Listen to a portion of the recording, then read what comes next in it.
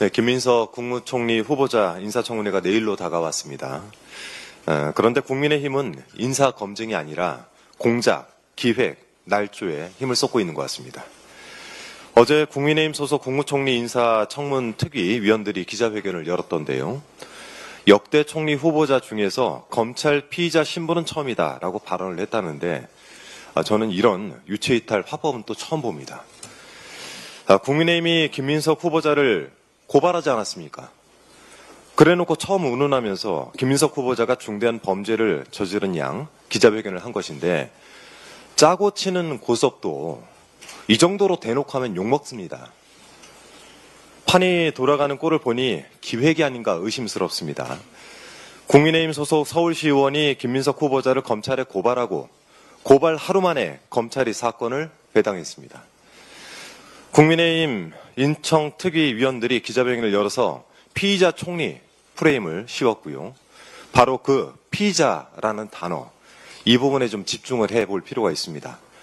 이 단어 선택이야말로 기획의 증거가 아닌가 싶습니다. 이제 막 검찰 내부적으로 사건이 배당됐고 고발인 조사조차 이루어지지 않았는데 무슨 근거로 혐의를 씌워서 벌써부터 피의자라고 부르는 것입니까? 김민석 후보자를 피의자로 만들겠다라는 모종의 확약이 국민의힘과 검찰 간에 있었던 것은 아닌지 의심이 들어올 정도입니다. 좀 들여다봐야 되겠습니다. 자, 오늘도 주진우 의원 이야기를 안 할 수가 없는데요. 인사청문회 준비를 하는 줄 알았더니 이 망상을 동원해서 장문을 하고 있었더군요.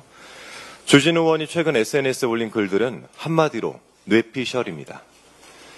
어제는 페이스북에 김민석 후보자가 총리 되면 생기는 일이라는 제목으로 7가지 항목을 기재해서 올려놨던데 그 내용이라는 것이 너무 유치하고 허황돼서 구체적으로 거론하진 않겠습니다. 다만 사입이 무속 정권을 세운 정당의 의원답게 이제 예언까지 하시던데 기특합니다. 일어나지도 않은 일을 예단해서 허무맹랑한 글을 퍼뜨리는 것, 이것이야말로 허위사실 유포 아니겠습니까? 주진우 의원의 기막힌 장문은 또 있습니다. 지난 21일 김민석의 동문서답 시리즈 2란 제목의 글을 페이스북에 게재했던데 주진우 의원이 묻고 김민석 후보자가 답을 하는 듯한 착각을 불러일으키는 글이기에 제가 후보자 측에 확인을 해봤더니 이런 문답은 한 적이 없다라고 답을 했습니다. 그러니까 그 문답 자체는 허구이고 허위인지도 살펴볼 문제입니다. 100번 양보를 해서 주진우 의원이 제기하는 의혹들을 좀 더 쉽게 설명하기 위해서 문답 양식을 채택했다 하더라도 읽는 사람으로 하여금 사실관계를 오해하게 만들거나 또 후보자에 대한 부정적인 이미지를 교묘하게 심으려고 했다면 이것 또한 날조이고 악의적인 허위사실 유포 아니겠습니까? 이 글은 김민석 후보자의 출판 기념회 등 경조사 관련 사항을 다루고 있는데요. 그중 한 문장이 유별나게 모호해서 논란을 낳고 있습니다. 화면 준비됐죠? 네, 그 문장을 한번 보시겠습니다. 결혼식 12월 12일, 빙부상 11월 2일, 출판 기념회 11월 29일인데 수억 대 현금을 한두 달 사이에 다 썼다라고 하는 질문을 쓴 것인데 이 부분을 두고 이해식 의원이 5년에 걸쳐 있었던 경조사를 불과 2개월 내에 있었던 것처럼 조작질을 했다라고 지적을 했더니 주진우 의원이 되받아서 재산 등록 기준일인 12월 31일 이전에 현금을 다 썼다라는 점을 지적한 것이다. 쉴드를 치려니까 힘드냐라고 비아냥대더군요. 진짜. 그러니까 창작을 하려면 좀 섬세하고 치밀하게 했어야죠. 자신이 주장하는 바도 명확히 전달하지 못할 바 이런 장문을 해서 무슨 소용이 있겠습니까? 전영기 의원이 SNS에 밝힌 글을 좀 잘 읽어보시기 바랍니다. 김민석 후보자의 결혼은 2019년이고 빙부상은 2020년, 출판 기념회는 2022년과 2023년이었다고 합니다.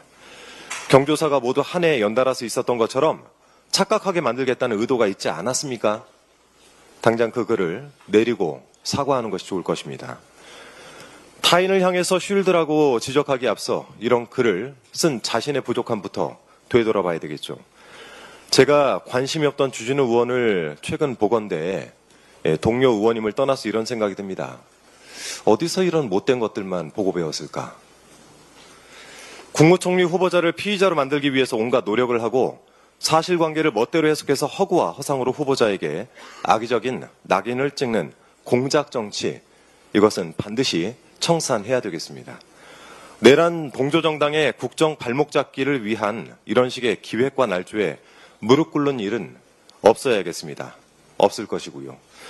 더불어민당은 국민 주권 정부가 조속히 구성돼 산적한 개혁 과제를 힘있게 추진해 나갈 수 있도록 최선을 다해서 돕겠습니다. 이상입니다.